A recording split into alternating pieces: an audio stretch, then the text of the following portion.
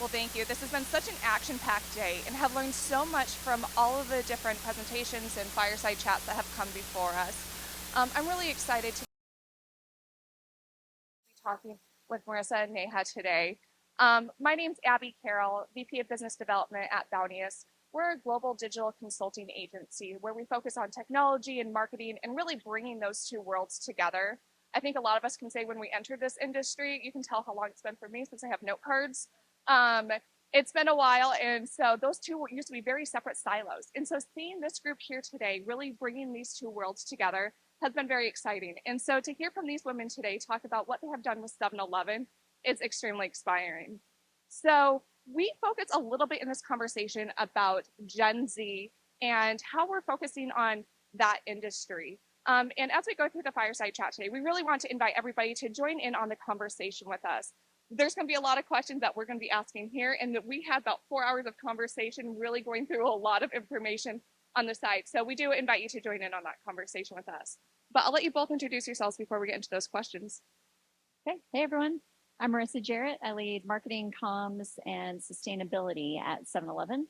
And I've been with the company almost 4 years, and I'm very excited to be here today. So, Neha. Hi, guys. Can you hear me? Hey, my name's Neha Nayyar, and I lead shopper marketing, loyalty, and personalization. All right. So as we talk about Gen Z, this is the generation that they have bigger expectations, and it's based on what their experiences have been. And their experiences have been where they have been asked to play nice together. And as they enter into their expectations of brands, they are looking for collaboration, inclusivity, and a customer-centric initiative, and having that play in a really integral role.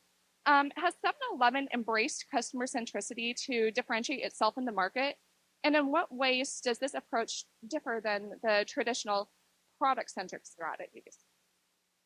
Yes, we are what we like to think of ourselves as customer obsessed at 7-Eleven. And so maybe before I get to the Gen Z answer, I'll talk kind of broadly about the customer landscape at our company. So we serve over 12 million customers every single day at our over 13,000 stores across North America. And so when you think about that scale, it is kind of a daunting task as a marketer to identify a common thread or belief or trait that unites all of our customers together. But that's what we do in marketing. We try and understand what are the values or belief systems that that draw consumers or customers to our brand, and then how do we build on that. And so at 7-Eleven, we have utilized multiple different types of customer insight methodologies, whether it's quantitative, qualitative. Ethnography is one of my favorites. And over the course of several years, we've identified what that kind of common thread is with our customers.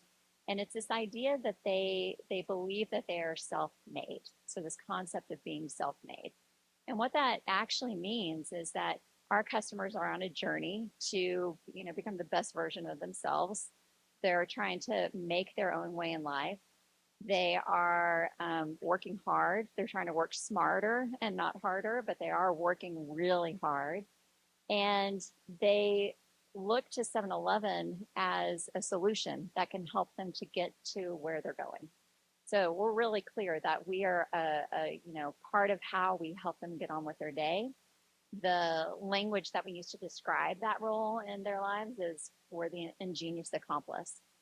And why ingenious accomplice? Well, when you think about 7-Eleven, we're open 24 hours a day, 7 days a week. We sell a variety of different types of products and services. So if you're on your way to work and you need a cup of coffee, we got you covered. We actually invented to-go coffee in the 60s. Let's say you need to fuel up, you're running late for something. We sell fresh food, we sell packaged food, we sell gas, another type of fuel. We have EV charging stations, so we got you covered on that front. Let's say it's 3 a.m. on a Friday night and your kid is sick. We sell medicine also, and you can come to our store, you can have it delivered through our 7NOW delivery platform. So this solutions idea, or this idea of being a solution-oriented partner to our customers, and to kind of always being there for our customers to help them get to where they're going is really important. And it serves their identity of being self-made. Now, when we look at Gen Z is important to gosh, pretty much every company category in the world today. For retail and for 7-Eleven, they comprise about a third of our transactions and growing. They are a huge driver of our proprietary businesses. So our proprietary beverage, proprietary food, as well as our delivery platforms. So, we really want to, serve them. And fortunately, for purposes of Gen Z, this mindset or belief system of self-made resonates really strongly. And when you think about Gen Z, what are they interested in? They're interested in being on their own journey. They're interested in self-expression. They're interested in freedom. They're interested in, being authentic. And a lot of what this self-made insight is resonates quite strongly with them. And so thankfully, we're utilizing that. We're finding new ways to really bring that to bear through marketing programs, through how we communicate with our customers, and so on. Yeah, and I think to piggyback on what MJ said, we have heard the word Gen Z how many times today? Like probably 20 times. Yeah. And was there a bingo game for Gen Z today? And Gen Z is a massive population, and you can't just clump them all together. You can't just say, oh, we're targeting Gen Z. What does that mean? So when we narrowed down on this self-made Gen Z, like that helped us so much with our communication and our marketing activations because it brought to life the Gen Z consumer that we are targeting, not just the entire population. And also, I mean, multiple people have talked about this today, but research, right? Really, we are not self-made Gen Zs. So I am a proud Gen Xer, in fact. So we have to go talk to these Gen Zs to really understand what resonates with them. There's a couple tools that we use at 7-Eleven really consistently. One of them is called Brain Freeze Collective. It's our proprietary customer research platform. And let me tell you, this tool has been game changing for us because we have 250,000 immediate consumption consumers that we have access to at any time. And we can target, we can say, I want a 19-year-old male who lives in Idaho versus a 65-year-old woman who lives in California. So we have the ability to really do consumer research at a targeted level. And the best part is it's fast. So I can go to my Brain Freeze Collective team and be like, you know what? I need to test a product name, or I want to test a look and feel for a concept, or I want to test a visual identity, 2 colors I'm debating between. And we're able to go there and get research, get feedback within 24 to 48 hours so we can actually incorporate it in real time. I know a lot of us use agencies. Another agency that we tap into a lot is Penta. So they really help us with this whole, what is Gen Z culture? What are Gen Zs into? That's a daunting question as a marketer. So we really partnered with this agency to understand. And that fits with our brand. Exactly. That really, we really partner with this agency to understand what is relevant to Gen Z's culture and where is that momentum going? And then exactly what MJ said, how does our brand fit into the conversation? Because we've heard of multiple people talk about, you don't want to insert yourself in a conversation that you don't belong in, and they're going to reject you because they will reject you fast. So making sure you understand those cultural trends and also what your brand story is and how your brand can play with that cultural trend is really important. That's such a intersection of art and science, right? The in-store activations have proven to be effective in gaining those broader audiences. How does 7-Eleven leverage the in-store activations to appeal to these customers? And if you have any examples that are effective, we'd love to hear about those. Do you want to talk a little bit about like fandoms and how we bring them? So, a lot of what people have talked about today is kind of building brand equity versus consumption, right? How do you get those trips to store? How do you get those baskets? And it's very different kind of marketing techniques. And so one of the things we've really focused on is our customer fandoms. So really understanding our core customer and what are they passionate about? What are their fandoms? And we've built equity in these fandoms for the past couple of years, and we're going to continue doing that. So our fandoms include, music, fashion, gaming, and sports. We really rally around these pillars or these themes in everything we do. And you can see it in, when we talk about our commercials to our big brand activations to really in store. What is happening when a customer opens that door and they go inside a store and they see what's happening? So it's like a common thread or a common pillar that we try to integrate in kind of all the communication that we do. You want to talk a little bit about the story of the store? Like that idea. Yeah. So I think, when we talk about these fandoms and how it relates to the storyline of the store, it's really about what, at the end of the day, we're all in a business. We want customers to come in and buy products from us. So how we integrate this is, for instance, we are focused on music this summer. Music is a big kind of brand activation that we're doing. And we're doing a lot of cool, sexy, fun activations that, really generate or really like hone into to Gen Zs and focusing on them. But then how do we talk to the all of our customers that are from every demographic that are coming into our stores. And we do that through a lot through sweets. So this summer we're partnering with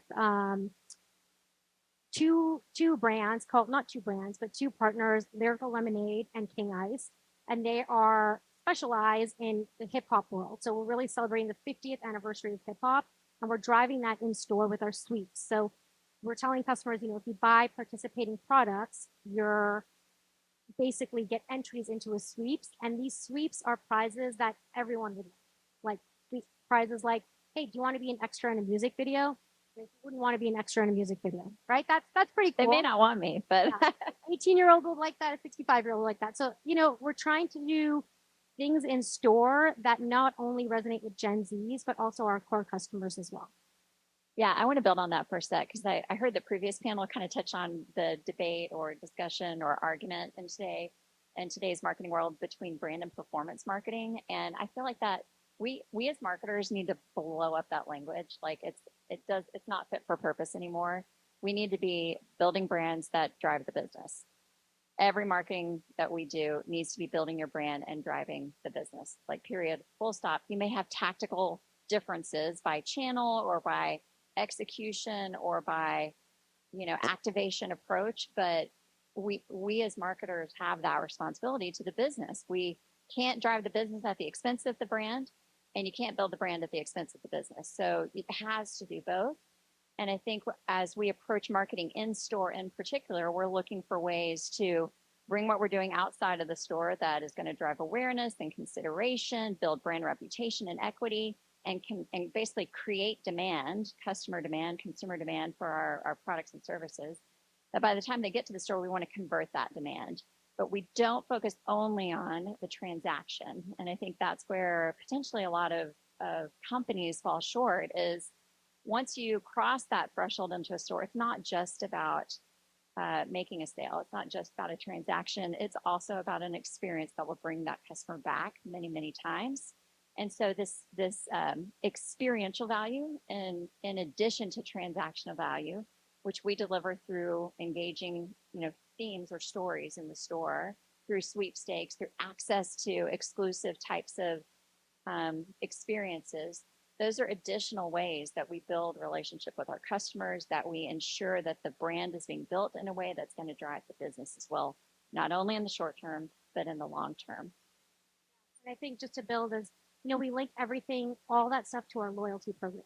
So like what's that full funnel approach is linking is making sure these customers realize you're getting these experiences, you're getting value, you're getting promotions, you're getting additional benefits with all of these programs that we do in store via our loyalty program. So that's a big part of what we try to do, because obviously everyone's been kind of talking about how do you keep that stickiness once they're in your loyalty program and they understand the benefits and experiences you're providing beyond just the customer experience or the products you're delivering. That's how you start getting those repeat customers to come in and be loyal. So I hear you're focusing a lot on the customer journey and whether they're going through app, web, kiosk, in-store digital signage. But you have so many different users. How do you find your brand voice to really connect with each one of these different types of users where you have all of these different touch points in that experience? I think we work really hard on understanding our brand and brands, really portfolio brands, and then clarifying, brand purpose, brand identity, brand guardrails, documenting that, making sure we understand and live by it, as well as our extended partners outside of the company, our associates who are in the stores, our franchisees who own and operate our stores, all of our stakeholders. That's a really key part, and can't be said enough, is what is this brand? What does it mean? What does it stand for? And then how do we operationalize it? The question about digital, I think, is really important, especially as we move into a much more personalization era where there's just such a proliferation of content out there, it's going to be very important for us as marketers to have a handle on how do we make sure there's creative safeguards in place and that we're able to uh, automate so much of the creative that we're developing, but do it in a way that is still consistent with our brand standards. Something that we are working through now as an organization and experimenting with, but it starts with what is your brand and how have you documented and socialized that across your team, your organization, your partner networks as well. So as we look at this industry, right, someone said about QSR. QSR is a digital laggard. If QSR is a digital laggard, then convenience retailing is really a digital laggard, as we've seen, right? But 7-Eleven is paving that path, and they're the ones who are pushing it forward. And it's so easy to look at the success stories and be like, oh, okay, that looks easy. I can replicate that. I can do that. But obviously, there's times where like, oops, didn't mean to do it that way. Have there been times where you guys have learned something and you say, make sure you don't do that? Yeah, I mean, I think we have those weekly, and that's how you grow and improve. How much time do we have? I think maybe that's better over cocktails. Yeah. Do we want to talk about ice? That might be, because I think that'd be an interesting juxtaposition of, some of the first that we're bringing to the marketplace. Yeah. We have an ecosystem, which we called immediate consumption ecosystem. And it's all about how, and I talked about this with Brain Freeze Collective, but like, how do we use this ecosystem to exactly what Abby's talking about? First of all, get customer feedback, understand reactions of the customer feedback, and learn and grow with that. So Brain Freeze Collective, as I talked about, was our proprietary kind of customer research platform. We also have Gulp Media Network, which is our closed loop retail media. And we have 90 million loyalty members. I mean, that's massive. That's what, 1 in 4 Americans that are part of our ecosystem. So our ecosystem includes 7-Eleven, Stripe, and Speedway. So that's massive. So imagine that amount, that data that we have on our hands and being able to target customers with what they want to hear, when they want to hear it, and how they want to hear it. So, for example, like promotions. Everyone loves promotions, but you know what? Not 90 million customers want to hear about a coffee promotion. So it's really understanding what that customer wants to hear about, how we can get them to come into the store more often, how we can get them to increase their baskets, and how do we communicate with them? Is it CRM? Is it through the app? Is it in store? Is that the best way to communicate with them? And when they want to do it? Do they open emails at 9 p.m. at night, or every morning when they're coming in to get their coffee at 8 a.m.? Is that the right time to target them to plus sell to get them to buy a donut? And then we also have our own proprietary data analysis, which we call C Shopper. So it's kind of like a closed loop system where we use Brain Freeze Collective to kind of test and learn, right? And we're getting research from consumers. We can target them through our Gulp Media Network. And then C Shopper is actually tracking the data and the shopper habits. So you can take a customer segment from Brain Freeze Collective, and you can actually see if what they said is what they actually did through C Shopper and through data. So that's a really good kind of ecosystem for us to follow customer segments and activation. I love that. So you guys have talked a lot in our previous discussions about collaboration. You guys, I will say that. But go, Abbey! You look great, Abbey. Abby's on brand. We are not on brand. Totally calling us out. That's very Gen Z of you, by the way. But I would love to hear more about the collaborations that you guys are doing and really how it's bringing in different audience groups from all of these different demographics. Like I can talk about the Pac-Man. I know Pizza Hut talked about Pac-Man today, and I love that term they use, nostalgia. I mean, we're stealing that, by the way. That's like perfect. Like everything Pizza Hut we're saying about being an iconic brand and modernizing it, that's the journey that 7-Eleven has been on. And so Pac-Man, we did a collab with Pac-Man in the first quarter of this year, and it was basically, again, leaning into Gen Z trends. Nostalgia is back, right? 80s trends are back. But then also really tapping into our core customer who remembers that Pac-Man arcades were actually in 7-Eleven stores. So it was a great partnership that kind of transcended all customer groups for us. And we actually had a merch collab. Abbey is modeling for us. And I mean, it was awesome. Like Blink 182, you guys, they wore this shirt at Coachella. So I mean, like, can you imagine? And we like, didn't even ask them to. no, we had no idea that they were going to do this, and it blew up. So I mean, it just shows like this collab resonated with customers and consumers, and our yeah 7 collection collab is a hit and selling out.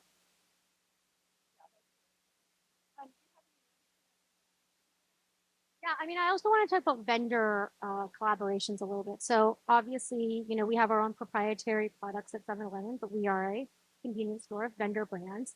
So how do you partner with vendor brands to make sure that the storyline of the store stays consistent?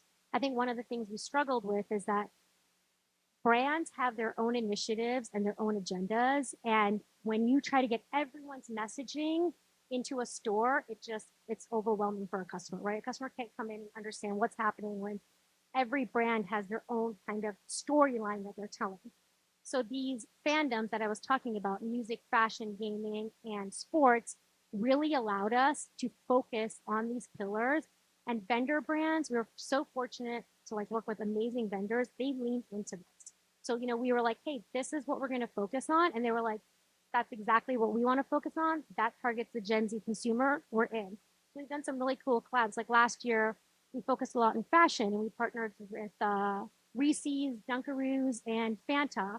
And we actually had custom sneakers made and they partnered with Shoe surgeon, yeah, among others. they partnered with a shoe surgeon who is known in culture to create these like iconic sneakers. Some of them are selling for like $5,000 for like LeBron James and things like that. And we partnered with both of them to sell these sneakers, or not sell these sneakers, but to give away these sneakers to customers. So the shoe surgeon and the Reese's one was over one weekend, and we had over I think 35 million entries for customers to want to win that sweeps to get that sneaker. So again, it resonated. And that's the whole point is the consistent storyline with customers in the store is what helps them understand like, okay, this is what 7-Eleven brands are. And that's how we get vendor partners to integrate with us. Yeah, the previous panel talked about paid, earned, and owned media and how you get that like virtuous cycle going. And we found that tentpoles, fandoms, like which are really just shorthand for what do your customers care about and what are the intersection points with your brand and what your brand can engage with. But that has been a really powerful mechanism for utilizing paid media, of course, but then getting that amplification effect at an earned and even with your own channel level. Now, I didn't bring a sizzle reel for car fees, which I probably should have. Hindsight's 2020, right? But I would love to hear from your point of view, how did this car fee come about and what is it? Does everyone know what a car fee is? No? Okay. All right. Well, okay. So let me tell the story. 30% of our UGC on Instagram features our brand fans taking a picture of themselves or just their cars, themselves with their car or just their car in our parking lots. Not kidding.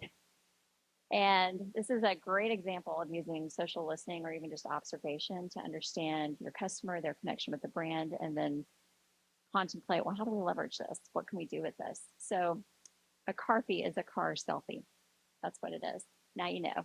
And so we noticed this and we thought, what the heck is going on? There's these amazing, cool cars. Think of like a glamour shot, but for a car and cooler. That's what we were seeing. So we started to kind of cultivate and nurture this community of car enthusiasts. And, we've been on this journey for now a couple of years, trying to first understand, like, what is it about cars that get people excited? I am not a car person, so I have had to personally go on this journey to understand what makes it so interesting. And that's part of the insights work. That's part of the empathy of understanding your customer. But we've been able to engage with the group and really many groups within the car community in a lot of different ways. That's given them a platform to express their fandom. That's given them visibility in the world. That's given them a way to celebrate what they love so much, and that's in the process really strengthened their connection with 7-Eleven. So, for example, car enthusiasts will often do a meetup. That's where you drive somewhere and you kind of show off your car to fellow car fans. So oftentimes car meetups will happen in 7-Eleven parking lots. And so we've found a way to support this work of local car clubs And it's great. We tell our franchisees, we tell our operators, hey, there's a national car meetup happening November 5th. You might want to make sure you've got plenty of coffee and cups on hand. You know, you got your food ready to go so that if everyone's hungry, you're ready to serve them. And it's a good experience for that community. We've started to engage with them in social in ways using the language of the community. So we noticed that many of the comments coming through our social media feeds were of where car, and where cars, you know, just a common kind of saying in car culture. And so we've started to say where car back, and it's this kind of thing now that we've got going on. It's almost like an inside joke. We've actually even done a campaign about where car that's kind of like a Where's Waldo approach, but with cars in our stores. And last year we really took it to the next level with a whole program, a social media focused program where we invited our brand fans to help us design a model 7-Eleven car that featured all of the design elements of brand 7-Eleven packaged into one kick-ass, amazing, cool car. And then we gave it away to one of those brand fans to love and enjoy and, you know, drive for the rest of their lives. So we've had those kind of discrete activations. We're at a point now where we're just integrating it into how we talk about the brand and communicate. Our most recent campaign, which dropped in February, March of this year, actually one of the ads features car culture like in a big way, and it's connected to our coffee program, but it's really celebrating JDM car culture in LA.